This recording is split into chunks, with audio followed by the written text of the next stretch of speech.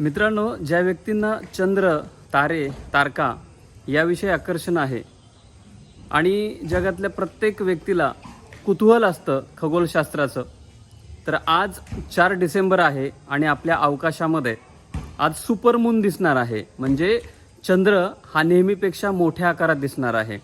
साध्या मोबाईलनं हा दिसणार नाही आहे. तर त्यासाठी माझ्याकडे कॅमेरा आहे. कॅमेऱ्याच्या साह्यानं मी तुम्हाला आज सुपरमून या व्हिडिओच्या माध्यमातून दाखवणार आहे.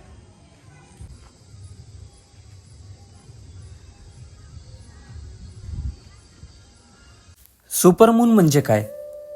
चंद्र आपल्या ग्रहाभोवती फिरताना ज्या मार्गाने जातो तो परिपूर्ण वर्तुळ नाही. कधीकधी चंद्र पृथ्वीच्या थोडा जवळ असतो आणि सरासरीपेक्षा थोडा मोठा दिसतो. कधीकधी तो थोडा दूर असतो आणि थोडा लहान दिसतो.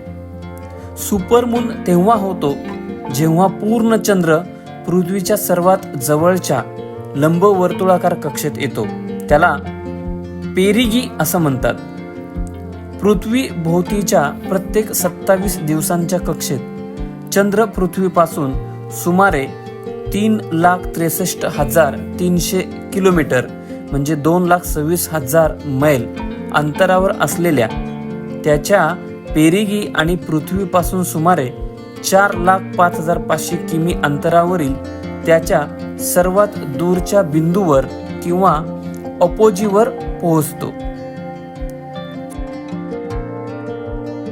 सूर्य आणि पृथ्वी त्यांच्या कक्षेत कुठे आहेत यावर अवलंबून चंद्राची कक्षा डळमळीत आणि भिन्न असल्याने या सर्वात जवळच्या आणि सर्वात दूरच्या बिंदूचे अचूक अंतर बदलते आणि काही सुपरमून इतरांपेक्षा जवळ किंवा दूर असतात. सुपरमून हा अधिकृत खगोलीय शब्द नाही, परंतु सामान्यतः तो पूर्ण चंद्राचे वर्णन करण्यासाठी वापरला जातो, जो पेरिगीच्या किमान 90% आत येतो.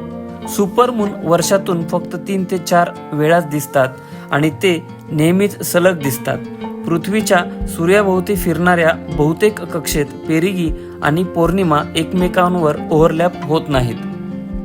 सुपरमून दृश्यमानपणे ओळखणे कठीण असू शकते, परंतु त्याचा पृथ्वीवर परिणाम होतो.